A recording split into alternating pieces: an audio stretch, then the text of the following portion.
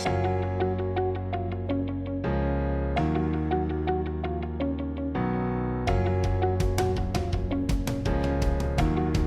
guys, my name is Andile Khumalo. I'm the Chief Executive of Khumalo CA, and I've chosen SDG 8 as my personal choice. It deals with decent work and unemployment. I think that is a big part of our society that we should be solving. I think that if we can get as many people economically active as possible, with dignity of course, I think that goes a long way in solving a lot of social ills. So I'm a big champion of decent work and unemployment. So the structural issues that have led us to this point are quite various, and I guess given the context of South Africa and the history that we come from, you have to go back and ask yourself, how did 80% of the population of South Africa become so disenfranchised when other racial groups are so ahead? And it's obvious, right? Colonization, apartheid, basically the laws that were created over decades, even a century one could argue, are what has led to unemployment being this. And of course, unemployment by far is poor, unemployment by far is black. So the reason why we are here is a very deliberate political and economic system that have left out the majority of the country. I don't think we can tiptoe around that particular issue. But the things that kind of got us here are not the things that are going to get us out of it, right? No policy that favors one particular group over another is now suddenly going to get all South Africans to work together. I think you obviously have to have a policy like Black Economic Empowerment that, yes, does particularly prioritize empowering economically black people, but that's because of the history that we've had. So we're trying to right a wrong here. And hopefully that does have a finite period where we get to a point where we don't have to have specific policy. But getting to the solutions, in my honest opinion, I think that the solutions lie in reading the trends of the world and picking the skills in the industries that are likely to be the most in demand. I don't think that we can use yesterday's kind of strategies to try and fix today, let alone tomorrow's problems. And the space that I'm most passionate about is this digital economy that's becoming such a big part of all of our lives. And less education for me, more skills. How can we impart the skills on our people that allow them to be effective participants in this digital economy? The whole world is getting a lot more connected. Technology is becoming a big driver of our everyday lives. Businesses cannot survive without it. Cybersecurity is a big threat to it. So it's a whole ecosystem that's developing more so than it has ever before. And many people have given it different names: Fourth Industrial Revolution, the digital economy, a connected economy. But what it is that its underlying structure is that of technology. But this technology needs to be conceptualized. This technology needs to be built. This technology needs to be secured. This technology needs to be maintained. It needs to be sold. It needs to be grown. It needs to be driven. It needs to be managed. It needs to be led. So all of these opportunities are there for the world to participate. Our job is to make sure that we upskill our people to be able to kind of participate. So I think that the biggest opportunity we've got is to find a way to impart those skills so that we have a lot more coders, so that we have a lot more programmers, so that we have all these digital skills that the world would inevitably demand. And you can already see pockets of the world that's doing that a lot better. If you look at parts of Eastern Asia, if you look at parts of India, for example, and parts of even Eastern Europe, you can see a whole economies have been created basically on people that have got these kind of skills. So I think that's a very unique opportunity. I think it's a window that's open to us now.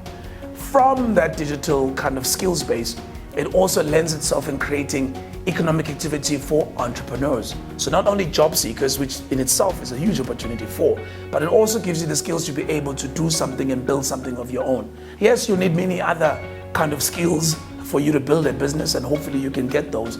But if you can build a product out of an insight in your community, and you can build a technological solution that can be scaled, imagine what you can do for entrepreneurial activity. So for me, I think that digital skills is a unique opportunity.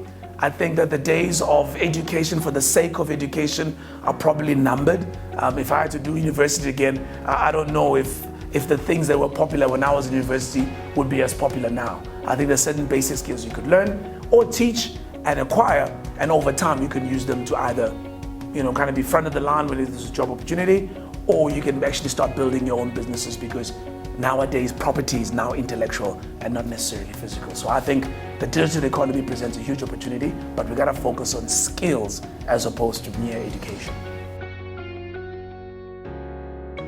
So I don't think that, unemployment in itself is the problem.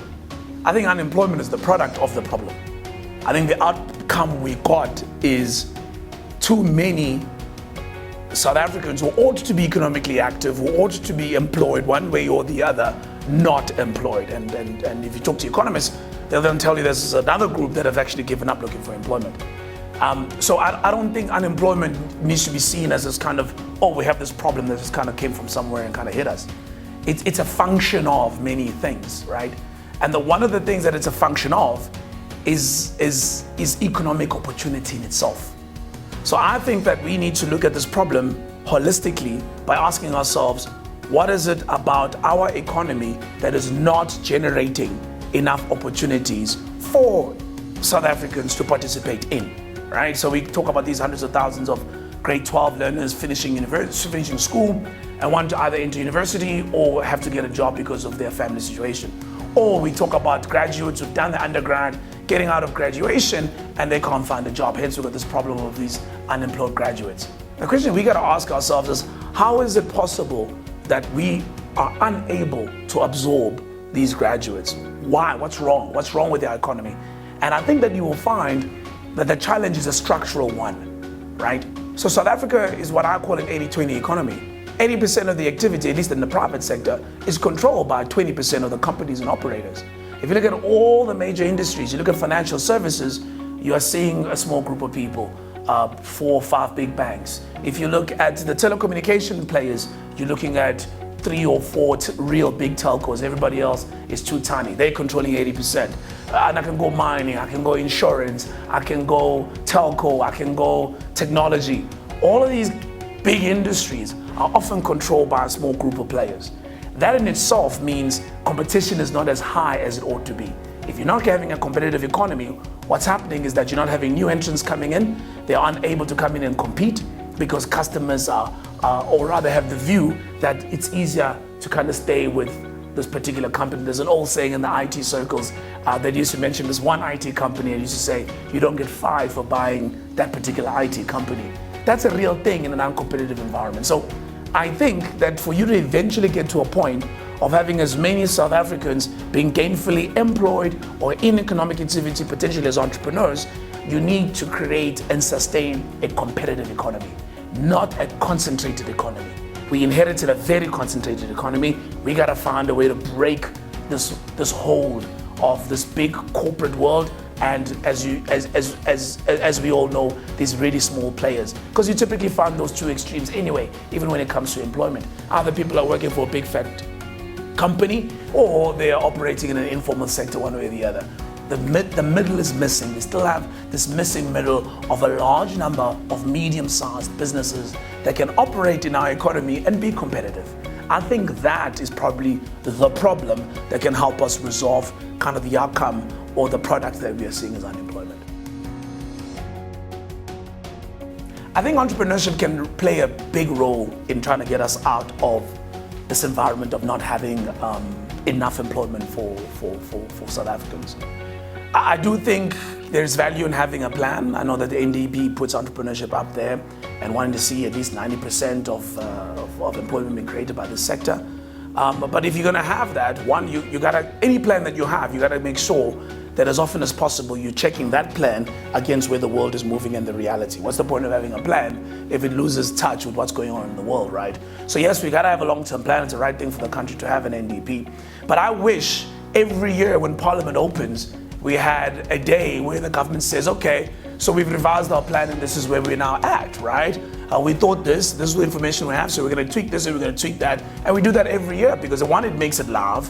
We feel like we're all kind of close to it. We know where we're going, but also it makes it realistic so that it's not based on unrealistic terms. I mean, I even remember, I think 5% growth is an assumption in the NDP. At the time they were writing the NDP, that was a real thing. But we all know we're sub 1%. We'd be lucky if we get to 1% this year alone. Last year we were not there. The year before we were also not there. So what's the point of having a plan that's based on 5%? So the reality is that we have an uncompetitive economy. The reality is that we've got some headwinds that are making it hard for us to do the things we need to do. The reality is we have some political issues that are making it a little bit hard for us to get where we need to do. We gotta remove these hamstrings. We gotta get rid of these hurdles that we've, to a large extent, created ourselves, so that we give ourselves the best chance of running at this 100 meters at the right time. So I think that we like tiptoeing around the issues a lot, I guess. But the reality is we need to get rid of the impediments, because that then allows everybody to run at full speed. And for entrepreneurs, what we need is policy certainty. We need government to make the environment conducive to operate, conducive to attract investment, conducive to invest into South Africa, because investors like certainty. Sometimes even bad certainty is better than good news with no certainty. So some certainty will be useful, and that in itself will then hopefully bring back business confidence, and all entrepreneurs will be happy to operate in the environment because there's some confidence about where the country is going. So more than anything, I think we need certainty. I think we need to remove the impediments we've created for ourselves, but especially in the political front, but also in finding a way to make our economy a lot more competitive. I think that we as CAs can play a very big role in dealing with decent work and unemployment. Number one, wherever we are probably the custodians of, let's call it, the financial assets of the business.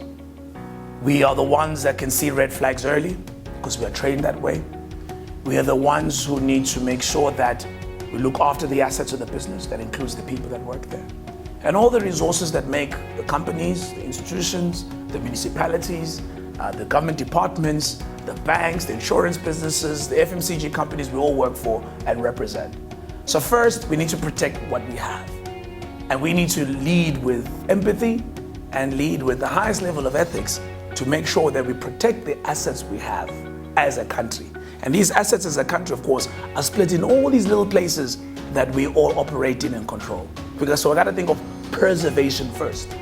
Then we've gotta grow, we gotta think growth. And we gotta do that with the responsibility and the realization that we want growth, we want returns, we want to take whatever capital we have or secured over time and make sure it gives us the best returns with responsibility. Because that's what creates work. Economic opportunity is what creates work. So if South African companies are not investing in South Africa, guess what? You're not going to generate enough jobs. If we are taking our capital and we're investing in other countries, I'm not saying that's a bad thing. I'm just saying you're creating employment potentially in those companies. You're potentially not creating employment here. So as we go forth and want to conquer for financial returns, we need to also think as responsible human beings and as patriotic South Africans, to what extent are we also creating employment for other South Africans? So I would say that as business leaders who hold this designation, as business leaders who are respected because of the CA designation, let us also play our role in making sure that we're making the decisions that are pro-South Africa, that help support our own society, because we won't have a country to live in if this continues. How long do you think it'll take for people that are being left out of economic opportunity to see the people that are in economic opportunity and realize that, hold on, maybe there's another way for us to get those opportunities and those assets and those sources of income, which is not likely to be a legal way of doing so. So it's in our interest, those of us that are in positions of power, to make sure that the cake is spread, that everybody gets a piece of it, because that way you have a normal society. Otherwise, we're all sitting on a ticking time bomb.